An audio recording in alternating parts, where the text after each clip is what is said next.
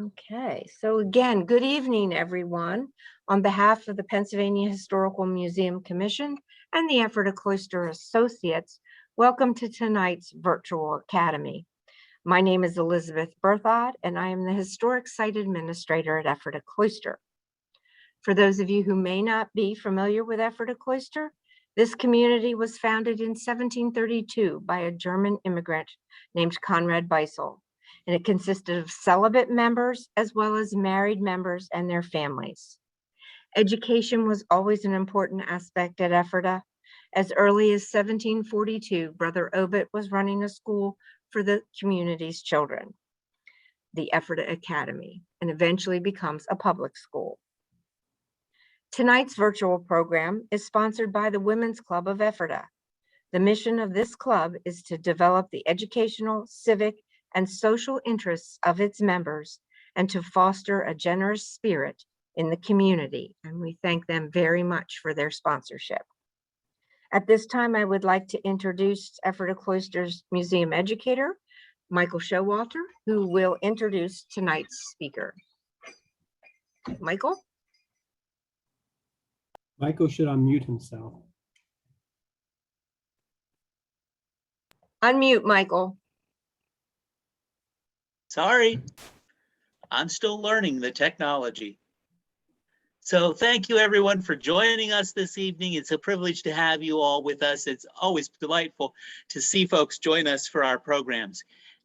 This evening's virtual academy, I was trying to put together the year's worth of programs, and I thought, who could I call that would give us a wonderful series of informative programs? And I phoned up Edsel and I said, could you do something for us? And he said, you know, there's something I'd like to talk about. And so I am really delighted to share this program with you this evening. Edsel Burdge is the research associate at the Young Center for Anabaptist and Pietist Studies at Elizabethtown College. And there at the Young Center, Edsel conducts research and helps the scholars and also goes out and shares the stories with the public of the research being done at the Young Center. Edsel is a co-author with Samuel Horst of the book Building on the Gospel Foundation, The Mennonites of Franklin County, Pennsylvania and Washington County, Maryland, 1730 to 1970. And Edsel holds a master's degree from Villanova University. Tonight, he's going to share with us documents of brotherly love, the story of the translation work that's been going on for many years to bring another important portion of Anabaptist history to light. So with that, I'm going to turn the program over to Edsel. Thank you, Edsel, for being with us. You're welcome. Okay. All right. Now let me see here. All right. Okay. Share my screen. And all right. Okay. Let's start my slideshow. All right.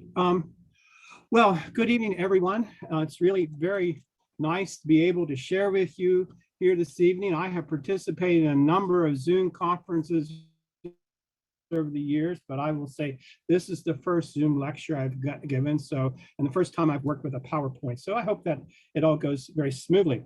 Documents of Brotherly Love, Dutch Mennonite Aid to Swiss Anabaptists. And the first slide that you see here is the front cover of the dust jacket of the forthcoming third volume of Documents of Brotherly Love, covering the years 1712 to 1784.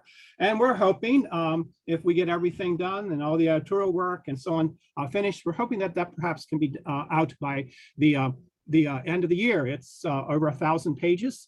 So it's been quite a task, but it's been also an enjoyable task. This volume and two other previous volumes is based upon the documents that were part of the Dutch Committee for Foreign Needs, a committee that was formally organized in 1710, but operated in a more informal, unorganized way before that, for like maybe 70 years, 75, 80 years before that. And the Dutch Mennonites produced lots of paper. They were in the 17th and 18th century. They had received toleration at the end of the 16th century. They became prosperous, involved in the mercantile trade and shipping and so on like that, and were respected members of the Dutch community economically, not politically, because as Anabaptists, they still were somewhat disfranchised as far as being able to participate in the government. I don't think that they necessarily cared too much about that. But nonetheless, they had a relationship with the Estates General, with the Dutch government. It was very cordial. And that's sort of part of the story that these documents cover. Well, the Dutch, as I said, the Dutch Mennonites have a voluminous amount of documentation. And in the 1880s, a Dutch scholar by the name of Jacob Giesberg de Hoopschafer lived from 1819 to 1893. He taught at the Amsterdam Mennonite Seminary, cataloged all the papers that were housed there in one of the Amsterdam Mennonite churches. There's sort of an archive there. There's a large archive of materials going back to the 16th century, going up to his day, and so on. And he inventoried this in something called an Inventaris, a 2-volume work in 1883. And this is a very important piece of work because he numbered every document. He gave it a number, and that numbering system is still used and is the system that we followed when we identified the various documents that we're dealing with. The Dutch Committee for Foreign Needs is only a very small part of the documents that are in this Inventaris. In the 20th century, in the later part of the 20th century, this collection was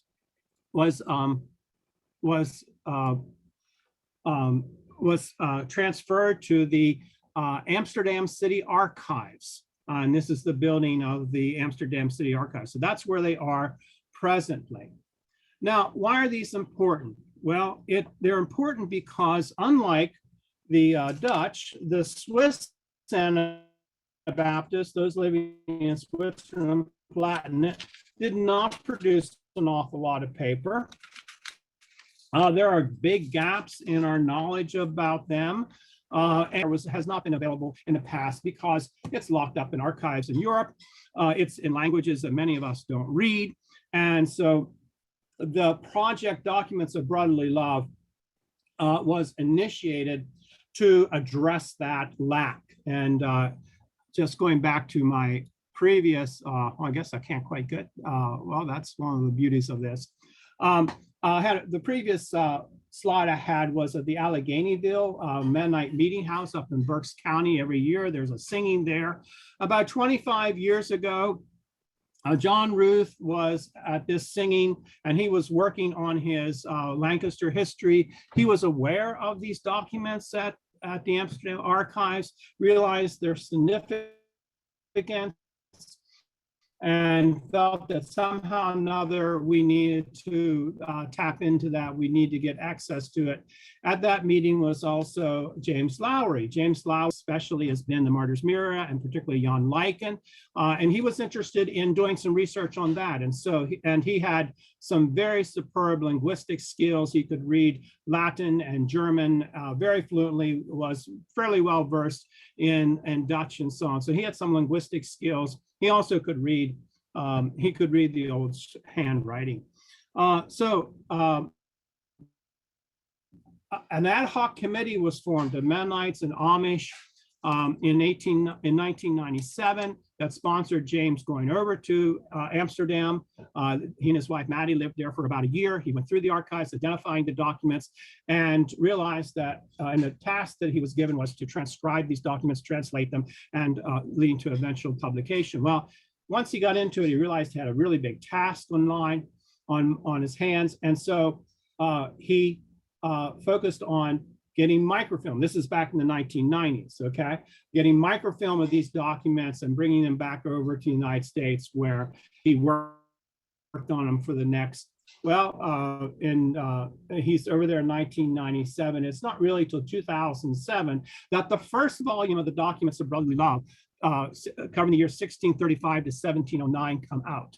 And then in 2015, the second volume comes out, and that just simply covers the years 1710, 1711, a very important period of time of the beginning of the Swiss Mennonite migration to Pennsylvania, to Lancaster County, and so on. But it's also part of a larger picture where the Bernese government is cracking down on the Anabaptists in their territory, and there's large numbers of Swiss Anabaptists leaving Bern and going into the Palatinate and so on. And the last volume here covers the year 1712 to 1784. Now, why are they leaving? Well, the persecutions of the Anabaptists in Switzerland, the first volume actually starts out with a translation of a writing that we've known about for many, many years. In fact, this Ein wahrhafter Bericht, or a true report of the brothers in Switzerland and their troubles, and during the year 1635 to 1645, was published in the 1742 Ausbund, the first Ausbund printed here in North America, and has been published in every other edition of the Ausbund in North America ever since. If you go by the most recent printing of the Ausbund, you'll see it back there in the back.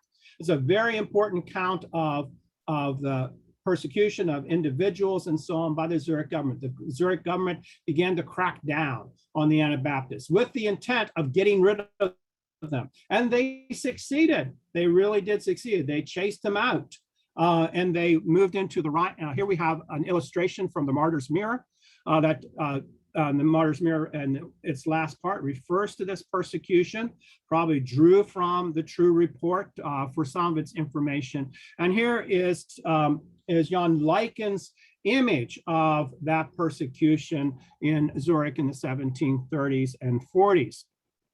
Okay, they leave Switzerland, they go into the Rhineland, and they began a migration that lasts for another 75 years or more.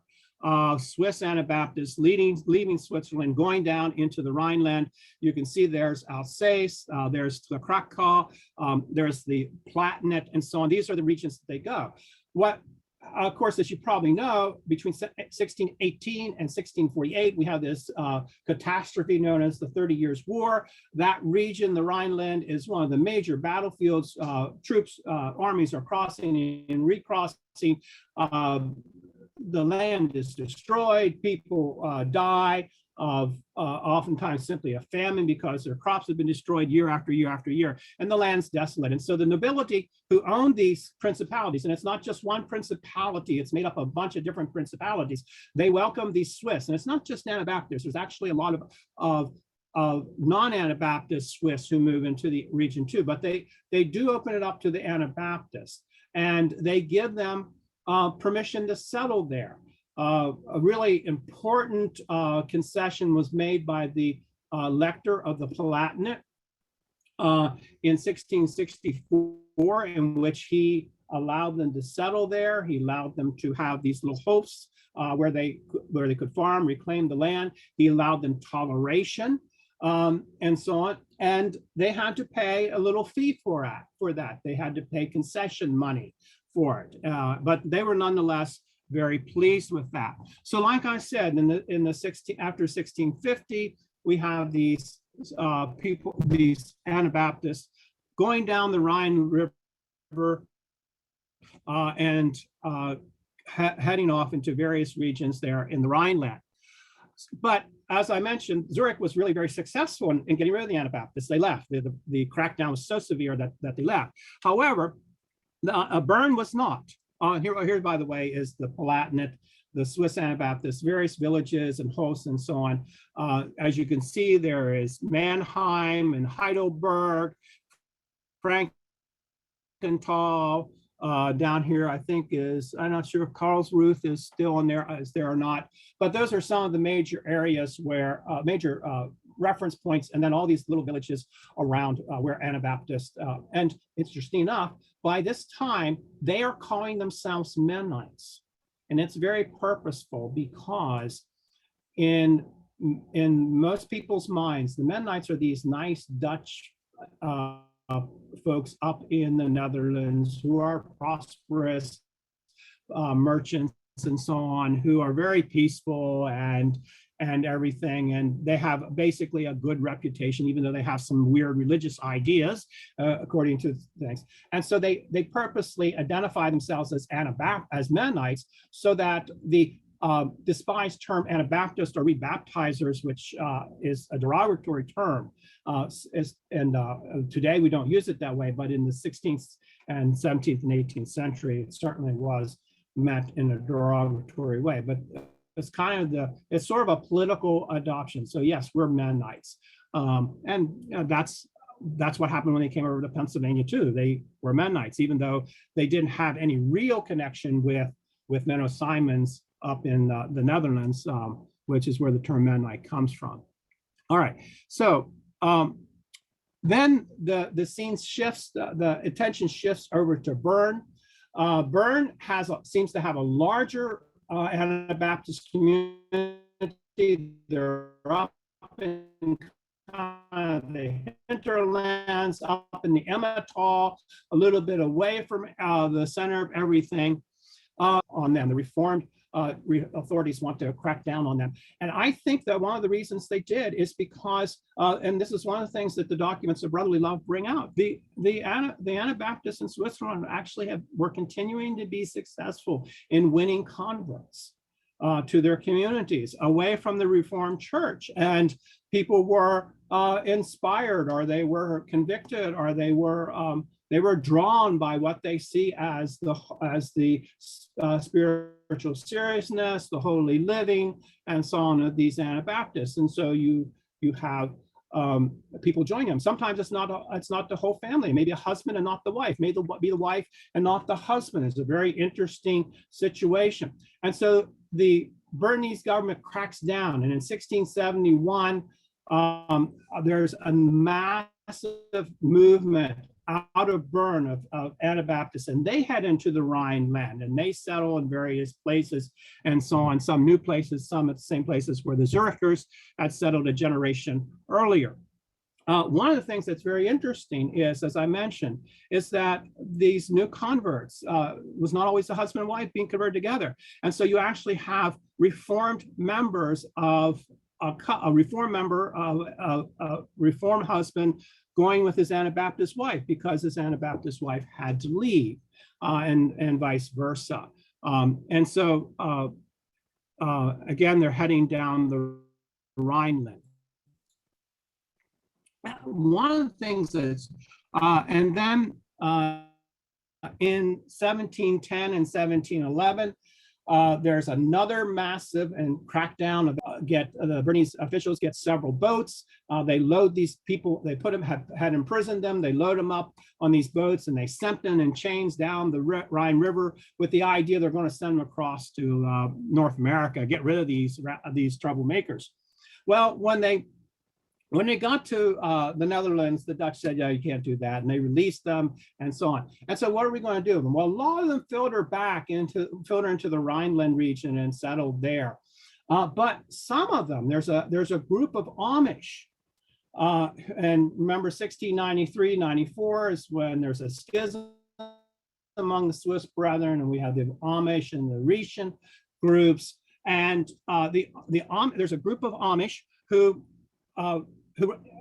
accept an invitation by the Dutch Mennonites to settle in the northern part of the Netherlands. Up here, we'll see Groningen and Kempten. These are areas where they invite these Amish to settle. And so the Netherlands actually has an Amish congregation there in the Netherlands for about a period of maybe 70, 75 years until they kind of assimilate into the larger Dutch Mennonite world. And this is an illustration of an Amish couple, probably from the later 18th century, of living there in the Netherlands. It's interesting, some Dutch Mennonites, there are descendants of these Amish settlers still who are members of the Dutch Mennonite Church. And I've heard that some of them are really quite proud that they are descended from the Amish, which is interesting. Amish aren't supposed to be proud, but that's okay. Now, in 1710, before this, the Dutch Mennonites had helped the Swiss Brethren on kind of an ad hoc basis. And one of the things we have to keep in mind is that the Dutch Mennonites were a fractured lot. There were various Dutch Mennonite groups. There were disagreements in the 17th century that caused a number of schisms and so on. But one of the things that's very interesting is that whatever group they were part of, they were all willing to help these Swiss Anabaptists and work together. There were persons who took a lot of the responsibility, did a lot of the legwork and stuff like that. But in 1710, they put it on a more organized footing, and they called a meeting and asked for delegates from all the congregations and all the various groups and regions to come and to meet in Amsterdam and form what becomes known as the Committee for Foreign Needs. And they now take over. And there's kind of an executive committee there in Amsterdam that carries on the day-to-day work. And one of the things that these delegates do is that they are responsible for collecting the monies. The Dutch Mennonites are collecting monies and to provide aid to send down to the Swiss Anabaptist. And these delegates are responsible for going back to their home congregations, and they're actually assessed so much money to help with this. One of the main leaders at this particular point is a man by the name of Herman Shin. And he's a medical doctor. He's also a minister in the Zone congregation, which is one of the more conservative groups in Amsterdam. And his dates are 1662 to 1727. He's involved in the Dutch aid to Swiss Anabaptists. Before the committee was organized, he becomes a leading member of the committee. Many letters up to the time of his death from Swiss Anabaptists in the Palatinate and so on are sent to him. They're addressed to him. He's kind of the person. He apparently is a well-known person. He's very concerned about these folks. All right. Now, after his death, there's another minister there in Amsterdam who kind of becomes the leading contact person. I unfortunately don't have, his name is Van Leeuwenhoek. I do not have Van Leeuwenhoek. I don't have a photo, a portrait of him. But then his successor is the man on the right here, Johannes Denkel. And Johannes Deknadel. And again, there are letters written particularly to him as the main contact person. And these letters from the Palatinate are informing the Dutch committee what are the conditions, what are they facing. They're dealing with what's happening in Switzerland in the early years. They're talking about what are the political conditions that they're facing in the Rhineland, what are the economic conditions, and of course they're always asking for help, and the Dutch Mennonites are willing to give them help. In fact, one of the things I was just struck as working through these documents, how generous these people were. I mean, this is a long project, and they just continue to dish it out. So they do, and you kind of have to admire them for that. I guess they were following the instruction that Paul gives in the New Testament: "Be not weary in well-doing." Well, the present volume, the volume 3, opens some of the earliest documents. The first documents in 1712 and so on kind of wrap up the aid that is given to the 1710, 1711 persons leaving Bern, going to the Rhineland, and also going to the Netherlands and so on there. But starting in 1714, 1713, going through 1713 to 1716, there's a particular case that's happening in Switzerland. In 1714, the Bernese government is just sick and tired of these Anabaptists and really wants to get rid of them, decides that they have to further crack down. And one of the problems that they're having is that they kick them out of the country and then they come back. They kick them out of the canton of Bern, but then some of them come back. And they just think these folks are stubborn and they think they're wicked and they think we need to teach them a lesson. It's interesting, in 1708, there's a letter from a Dutch Mennonite deacon to Herman Schins, in which the Dutch Mennonites are a little perplexed by the, why are you guys going back? We got you out of there. Why are you going back?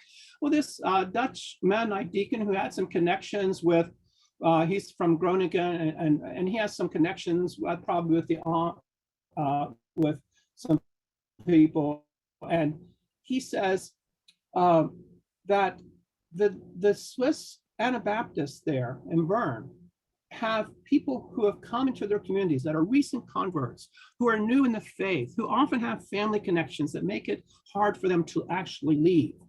And these Swiss brethren are really concerned that have been exiled, are really concerned that if they don't go back and encourage these people, continue to instruct them and basically strengthen their resolve to be faithful, that they'll fall by the wayside. So they feel a spiritual urgency to go back. They're not just being stubborn, though everybody else thinks that they are.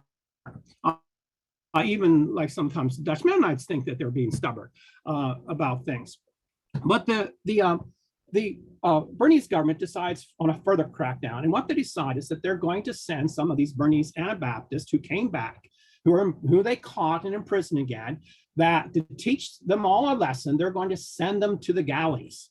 There's a picture of a galley, an 18th century galley. A galley is a ship, a warship that is rowed. It was very common in the Mediterranean. It doesn't really work out on the ocean, but the Mediterranean has some calmer waters and so on.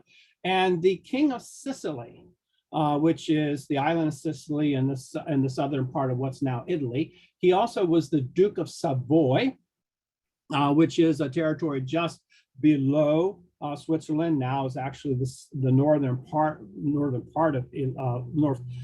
part of Italy. Had these galleys. He had them down in Sicily, and the persons. This was not a job you did not volunteer to row in this galleys. It was a place that people were sent who were condemned, murderers and thieves and things like that. And in this case, Anabaptists. There had been Anabaptists who've been condemned to the galleys in the 17th and century too. But this was kind of a new upsurge of that. So they send 5 Anabaptist men to Savoy, and with the idea that they're going to be loaded up on the galleys and they're going to have to row. It's basically a form of imprisonment, a rather gruesome form of imprisonment. Well, word of this gets back to the Palatinate. Word of this gets back to the Netherlands. Actually, the Dutch Mennonites. The Dutch Mennonite Committee for Foreign Needs has a representative. He's not Mennonite, a man by the name of Johan Ludwig Runkel. He is also an ambassador for the Dutch Mennonite government, the Estates General, and he has his headquarters at Schaffhausen, which is north of Bern. And he acts as an intercessor, an intermediary, and he connects with the Bernese government. He intercedes on part of the Anabaptists and so on. And he's very sympathetic to them, though sometimes he's puzzled by them. He particularly is puzzled by them coming back, wanting to come back. He doesn't quite understand that. But he keeps the Dutch Mennonites informed of what's going on. And there's also, interesting enough, in Bern itself, there's a small group of radical Pietists who are very concerned about these Anabaptists. And they're an interesting group because many of them are rather well-to-do. Some of them are in very important economic positions like bankers and stuff like that, but they themselves are religious religiously somewhat in a liminal space and have themselves experienced the brunt of the Bernese government because of what the Bernese government can. They also are concerned about these people. So there's all this communication going back and forth, and the Dutch Mennonites began to intercede on their behalf, and there are letters sent down, and then the Dutch Mennonites do a very interesting thing. They appeal to the Dutch States General, the Dutch government. Would you please intercede on behalf of these Swiss brethren? These are these Swiss Anabaptists in the Netherlands who've been sent to the galley slaves. And it's a very interesting dynamic because, of course, the Estates General is the Reformed Church too, but the Estates General, the Dutch have taken a different attitude toward dissenters than what they did in Bern. In Bern, they see dissenters as a real threat. In the Netherlands, they realize we can accommodate dissenters, and they have. In fact, they contribute to our society and so on like that. And the Dutch government, at the bequest of the Dutch Committee for Foreign Needs, Mennonite Committee for Foreign Needs, sends a letter down, to intercede on behalf of these Swiss Anabaptists who are sent to the galleys. And they question the Bernese government. They say, why are you doing this? These people, we have these people in our midst, they're peaceful, they contribute to our society. Maybe you ought to just let it be. Well, the Bernese government isn't hearing that, but they are willing, I think, because of some of the pressure. I think they are somewhat concerned about how the Dutch Estates General feel about them. They're part of that whole Reformed Protestant world and so on. And so they concede, yes, we could let, but they have sold these guys to the King of Sicily. He paid money for them, okay? Well, it so happens the King of Sicily doesn't have anything invested in these people but the money he paid, and he's willing, yes, if the folks pay for the money, that pay the price for these folks, I'll release them. So over a course of about a year and so on, they work that thing through, and finally in 1716 they're released. They're left out. They head back up. None of them stay in Bern. And by the way, 3 of them have died. Okay, 3 of them have died. I forgot to mention the man there, Colonel Hackbrett, is a Bernese official, and he is kind of an ambassador, a military official, and so on. And he's the one that kind of negotiates with the King of Sicily for the release at the instructions of the Bernese government. Okay, so that's a very interesting thing. Now,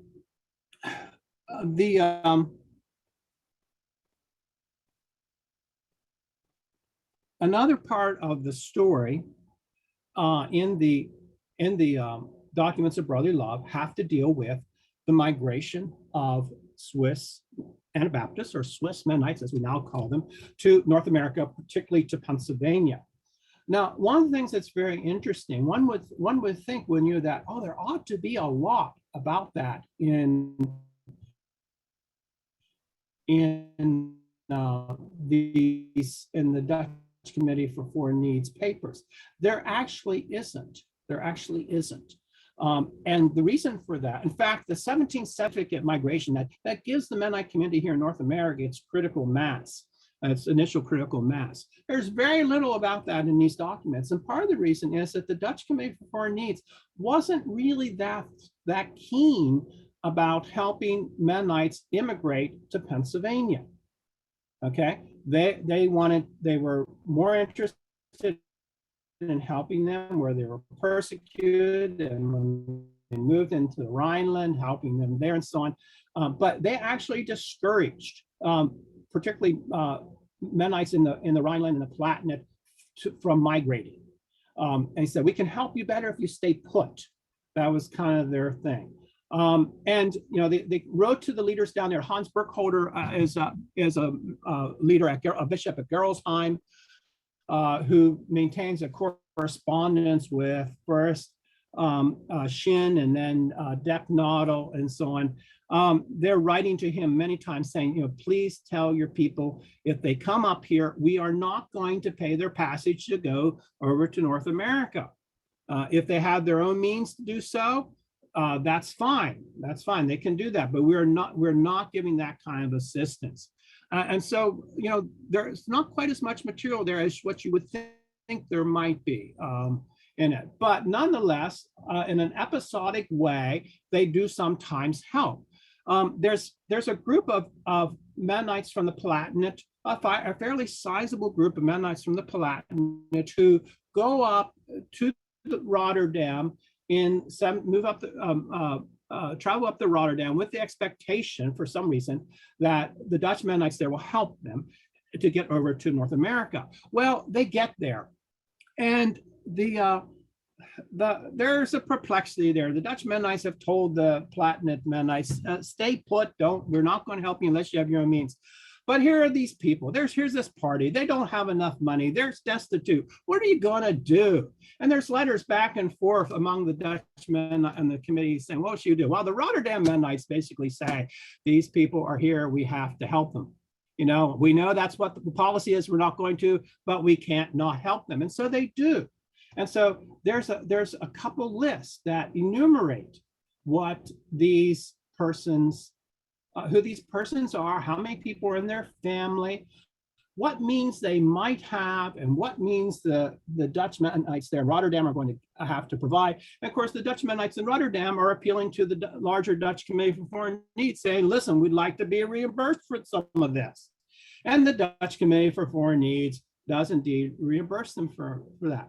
And so this party in 1731 leaves Rotterdam, and Rotterdam is the main port of deportation for not only Mennonites, but other German immigrants to North America during the 18th century.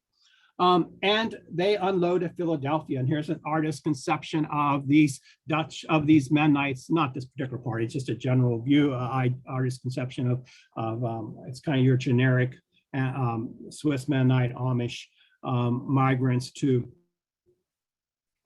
Pennsylvania in the 18th century. Well, once they get there, these folks are foreigners. And in 1727, the British government began to require all foreigners to, when they disembarked in the port of Philadelphia, to go to the courthouse. And there on the other side is an image there of the courthouse.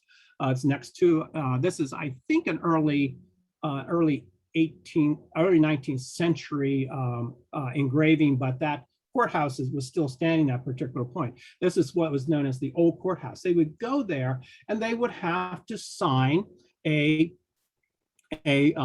promise of allegiance. And here is a page from the promise of allegiance that most, not quite all, but that most of the persons from the 1731 party of immigrants who left Rotterdam, most of them sailed on the British ship Britannia. They arrived in September 1731. They go off and they go to the courthouse and they sign. And it's very interesting. The heading there talks about not an oath of allegiance, but a promise of allegiance. You have to remember that that Pennsylvania, of course, was founded by William Penn. There's a lot of Quakers who have political power there. And from the very start, people were not required to swear an oath, but they could simply make a promise. They could simply affirm. And the wording of that reflects that. So now this one party is an example of in a sense, we know a lot about this party, and there's a couple other parties we know about that are reflected in the Dutch Committee for Foreign Needs papers, but on the whole, not. On the whole, not, because they're really trying to discourage immigration, and they're not promising to help. But again, on a couple occasions, when they're faced with the reality, or we are not going to turn our backs on these poor people, they actually do help. Now, another thing that one of the things that they are very concerned about is the situation in the Palatinate. In the early part of the 17th century, I think around 1720, or maybe around 1720, we have a new elector coming on the scene. And this is Johann William, who becomes elector. And he is from a Catholic branch of the electoral house. Prior to that, the electors were Protestant. And this caused some consternation because in Europe, we have this principle, according to the Treaty of Westphalia, which ended the 30 Years' War, that whose reign, his religion. And so this man is Roman Catholic. And so is there going to be a change? Well, there is some change, but this particular elector is more concerned about the economic situation than he is with the religious situation. So he's not very hard about the whole situation. He does, after some delay, he does renew the concession that was given to them in 1664. But one of the things that happens is every time there's a new elector that comes to the throne or comes to the electoral throne, the Dutch Mennonites, the Mennonites in the Palatinate have to pay him a sum of money. They have to pay him, I guess it's money, we're glad you're now our elector. So it's sort of an assessment and eventually a special tax of about 6 guilders and so on. Well, this man, I think he reigns to about 1730s, maybe. I don't got the right down number. The next elector, who I do not have a picture of, is a man by the name of Carl Philipp. And he, in 1743, he is also Roman Catholic. He is not quite so thrilled about these Mennonites being in his area. He issues an order to have a census made of all the Mennonites in his realm. And they do that, and they found that there's around 250 families of Mennonites living in the Palatinate, and he wants to reduce it by 200. He talks about raising the tax for between particularly Hans Burkholder and the Dutch Committee for Foreign Needs over this issue, because this is also a period of time in which there are a number of wars, and the Palatinate is right in the middle of it. There are dynastic contests between the French and the German Empire and so on. And like I said, the Palatinate's right there in front of it, and armies are going back and forth. Armies cause destruction. Destruction brings famine. And then you also have floods and rains and so on. It's very interesting.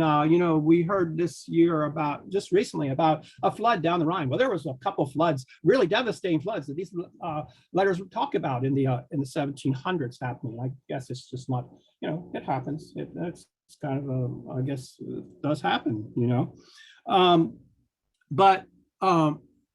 So the Dutch Mennonites are very concerned about their co-religionists in the Palatinate, and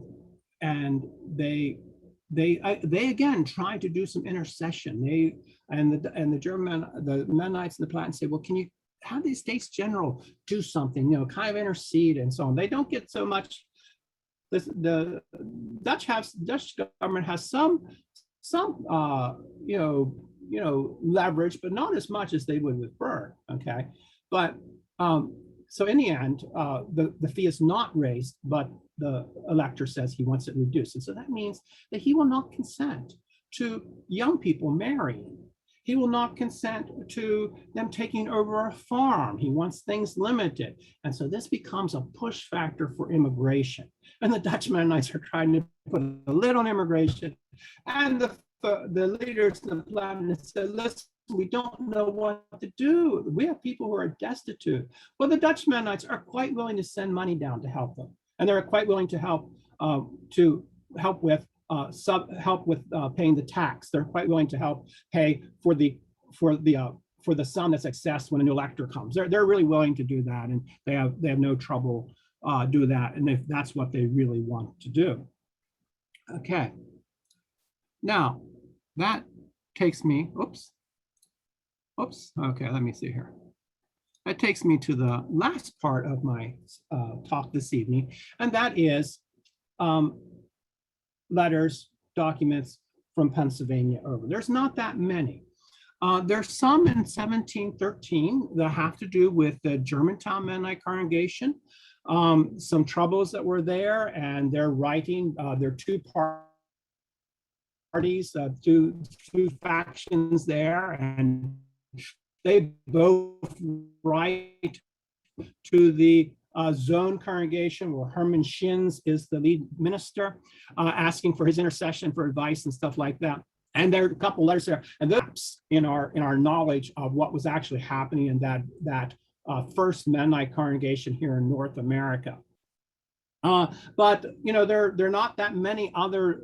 There's in 1745, there's a letter from the skip pack leaders to the Dutch Committee asking for help to print, to have the Dutch Martyr's Mirror translated and printed and bound and sent over here, because they're concerned about the heightening military threat and so on, the rivalry between France and Great Britain during this period of time, which eventually results in the 7 Years' War, as it's sometimes called here in North America, the French and Indian War.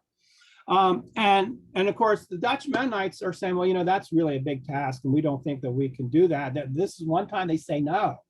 They don't say no that often, but this is one time they say, no, we don't think we're going to take that task on. Well, the Pennsylvania Mennonites were not going to be dissuaded. And of course, for those of you who are familiar with the Ephrata story, they reach out to the Ephrata cloister. Peter Miller translates the Dutch Martyr's Mirror into German, printed here printed at Ephrata in 1748 and 49.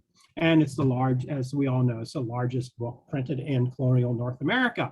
And so it's kind of interesting that they could take it on. Now, I always thought it was very interesting that these Mennonites made out an agreement that they were not making any financial commitment about the whole thing. So the Ephrata cloister kind of board. I don't know if it was a bestseller or not. I think there was a desire for the book. All right. So we have that letter, and then there are some documents from the 1750s, from 1754, 55. There's some documents, and of course that's right on the cusp of the beginning of the 7 Years' War here in North America, and there's actually, this is not, these are a few of these are not documents that are in the Dutch Committee for Foreign Needs papers. These are, we decided to add some extra documents to kind of flesh out some things and so on. And one of them is a 1754 agreement between the Swiss, some Swiss leaders, some Anabaptist leaders in the Jura, for some immigrants, basically providing new funds to immigrate with the promise that they would pay them back. And then later, one of those immigrants writes home this long letter. Uli Engel writes home this long letter to his brother back in the Jura, explain what's happening there. And of course, he gives a short account of an Indian attack on a German settlement at Shamokin, in which an acquaintance, not an Anabaptist, but an acquaintance of the actually a person who had sailed over on the same ship as these folks from the Jura. And this is a picture of Jacob Engel's homestead, and he is a descendant, I think a son of Uli Engel. And he writes back about that. Then shortly after that, there's another letter coming from Virginia Mennonites who have moved down into the Shenandoah and also into the Massanutten region. And of course, Indian raids decimate that settlement there, and a bunch of them flee. They've come up to Lancaster County, and there at Bishop Ben Hershey's, they write a letter to the Dutch Committee for Foreign Needs asking for assistance. And they decide not only just to write a letter, they decide to send 2 people over as representatives. And they go over and present the letter, present the case, and the Dutch Committee for Foreign Needs decides to give them some money, also provides for these two delegates and pays their passage back to Pennsylvania and so on, and they're carrying with them the money that was given to them. So that's what I want to end with. It's an exciting story. The documents are interesting. They're full of narrative. It's a powerful story. And I just want to close with a letter, with a quotation from a letter I just got this week from Amos, who we asked to write a little endorsement for the next volume. And this is what Amos says. Edwin K. Martin in 1883 lamented how little we know about the faith of our believing forebears. In Lancaster County, he concluded, their story is yet untold. This theme of his writing became the opening chapter of M.G. Weaver's 1931 history. But we, the English readers, can now get a better grasp of the whole picture. All right. And that's what has motivated the work of the committee that has sponsored the documents of brotherly love since 1997. Thank you very much.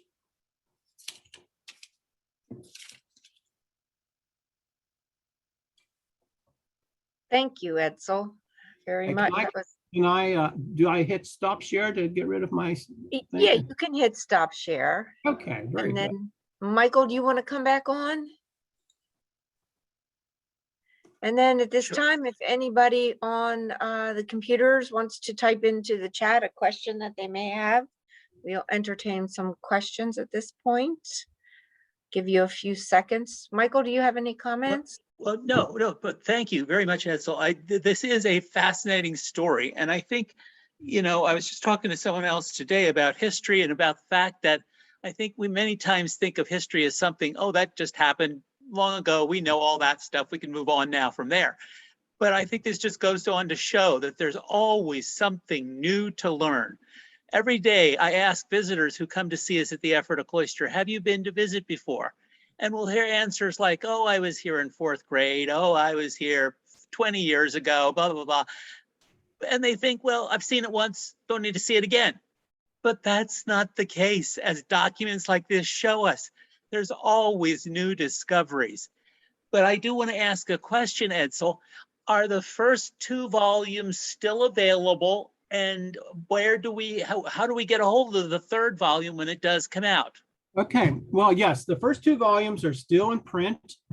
You can get them if you're living in Lancaster. You can get them at the Lancaster Mennonite Historical Society. I would imagine that the Muddy Creek Farm, the Home Messenger bookstore there at Fairmount will have them. Clay may have them. You can, Masthoff Press carries them in their catalog. So if you want to order them online, and then you can also, the publisher of the books is the Ohio Amish Library, and Eddie Klein from there actually takes care of that. So you could write to them and so on. But there are a number of different venues that one could get. Yes, they're all three volumes, and the other one will be, the 3rd volume will be ready, and we will have an announcement, probably a meeting there in Lancaster County to launch it and so on, and we'll let you all know about that. Wonderful, thank you. Michael, that took care of one of the questions. We have another one sorry. for, no, that's okay. You just got ahead of her, that's all.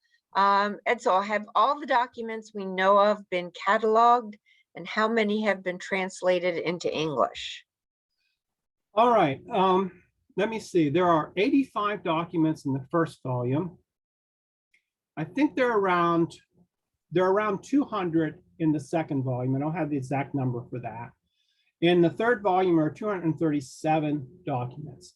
And it's not everything that's in the papers of the Dutch Committee for Foreign Needs, because while they were concerned about the Mennonites in Switzerland and the Palatinate, they were also concerned about Mennonites who had moved over to Prussia and over to what is now Poland, okay, but was then part of Prussia.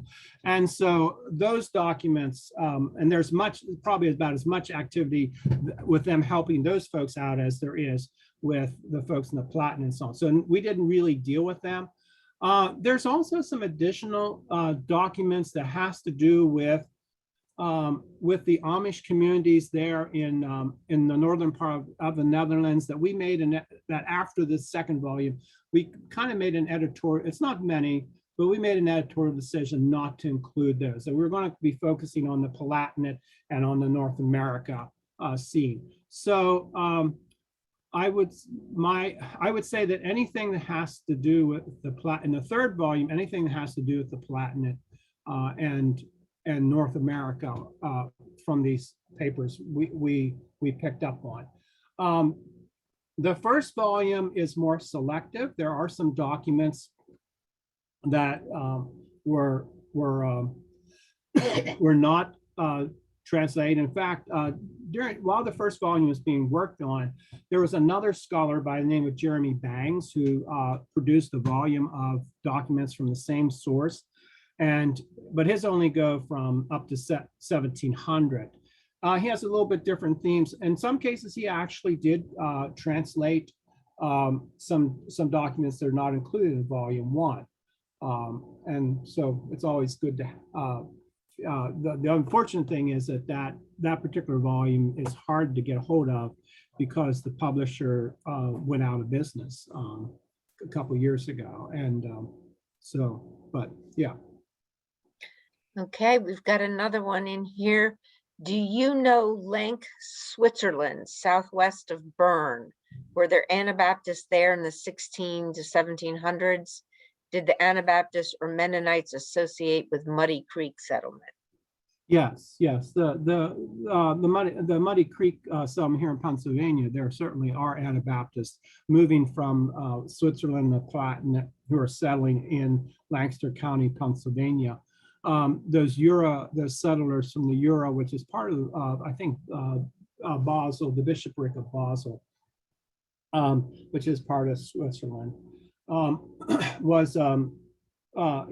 they came over to Lancaster County, the Ingalls and so on. In fact, Bishop Christian Burkholder's mother, Barbara Shank, was one of the persons who received aid to migrate here in 1754.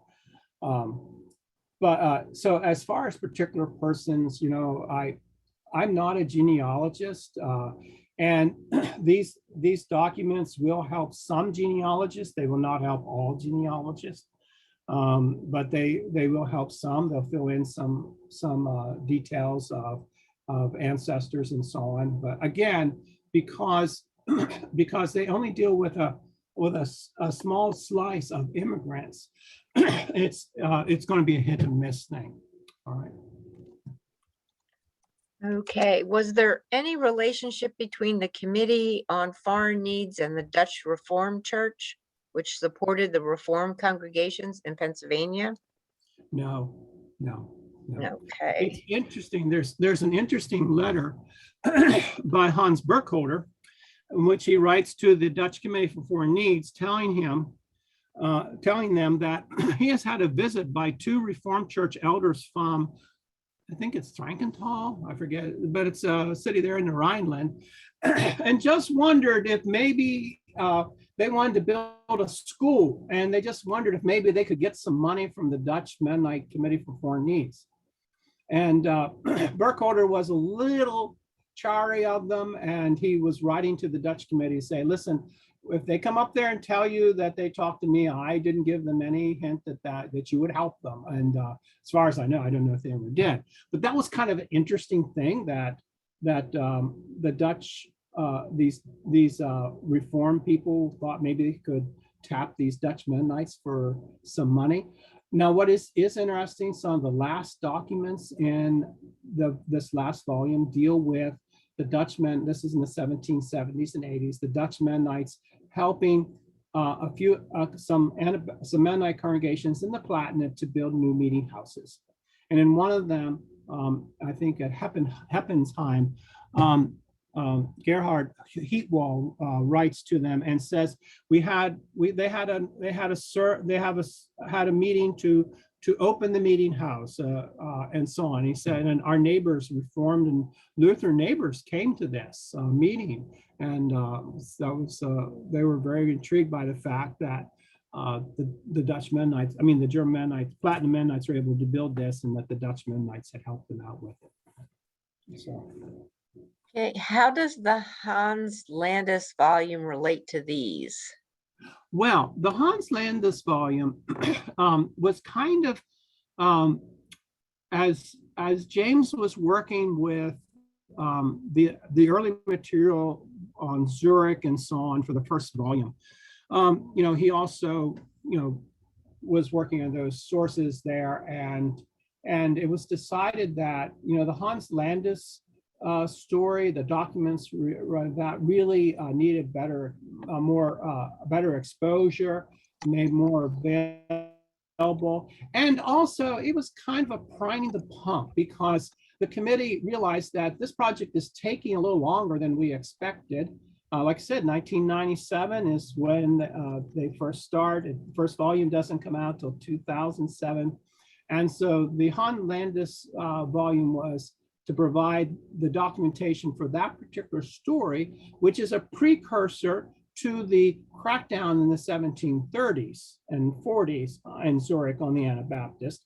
Okay, it's kind of one of those episodic part of Zurich's effort, which is in the end successful, to rid themselves of the Anabaptist.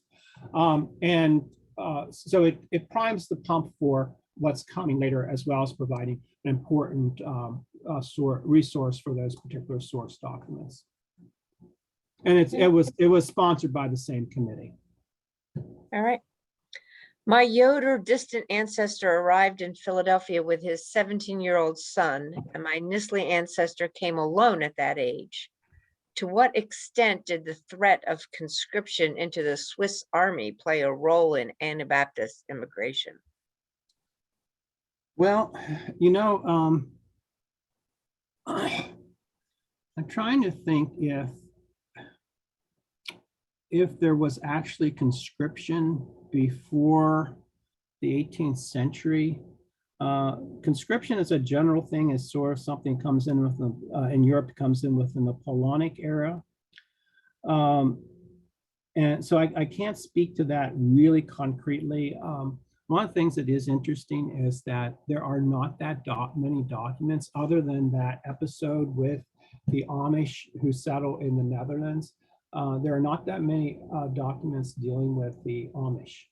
And they don't seem to have reached out to the Dutch Committee for Foreign Needs as much as the larger Retian party. There are a few, but not that many. So I had to have to defer to somebody who knows a little bit more about the whole conscription thing than what I do.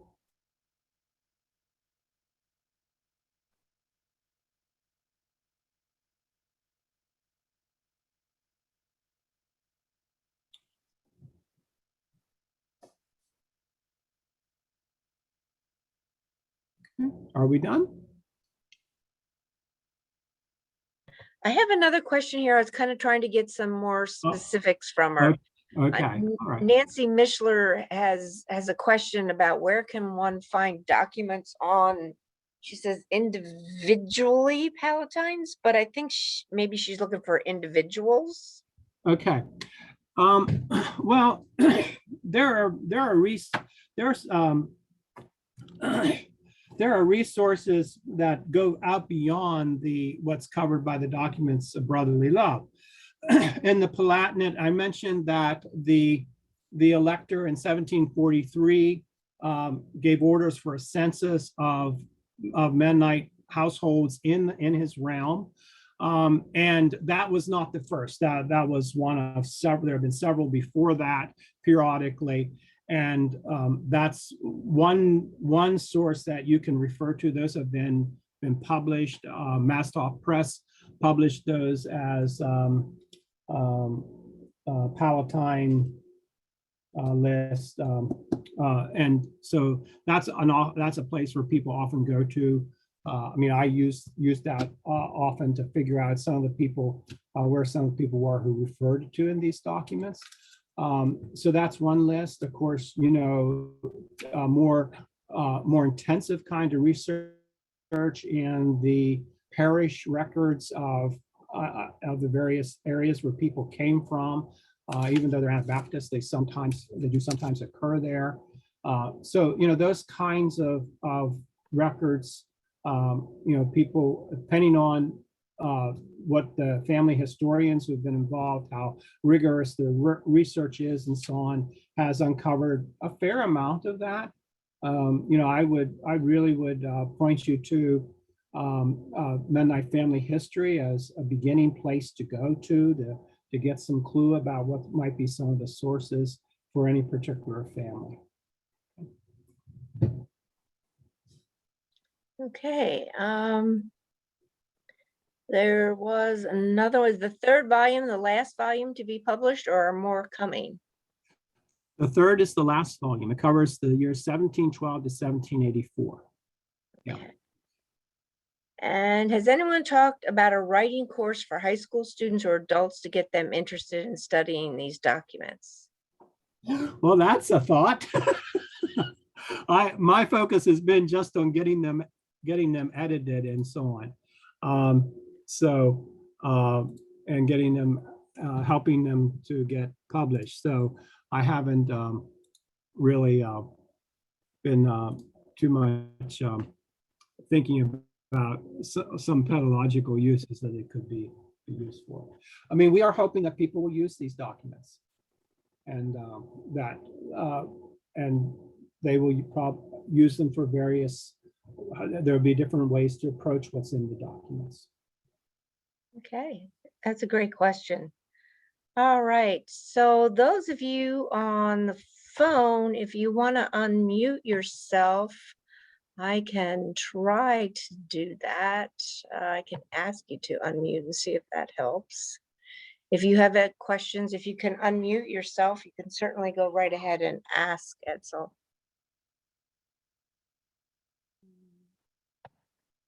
I may not be able to do it. Just thinking I could, but let's try this.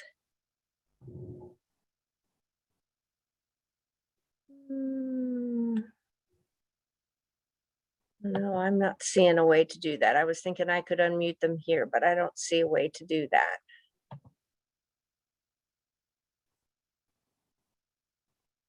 Lydia, do you know if there's a way to do that?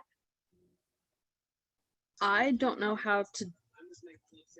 I mean, I can do like a specific person, but if they don't have a question, I don't want to turn like everyone's phone on. Yeah, well, that's true. Yeah. All right.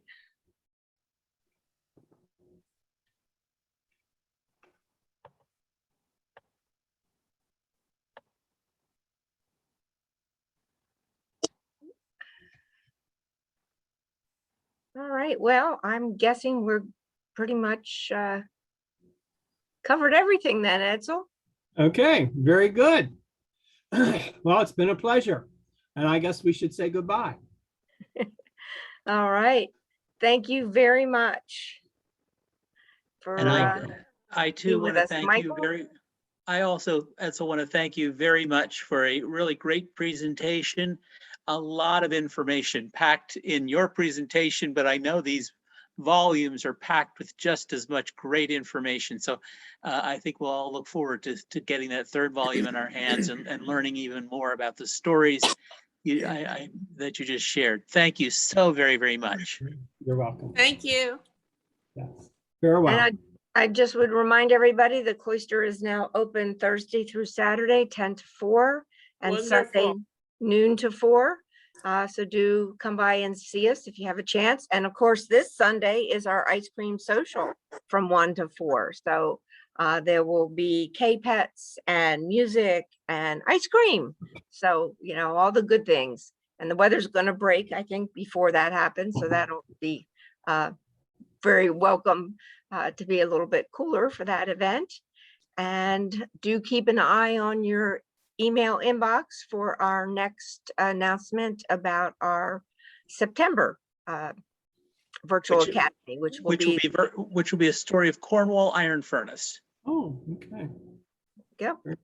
All right. Well, thank you, everybody, and have a lovely evening. Thank you. Thank you. Thank you.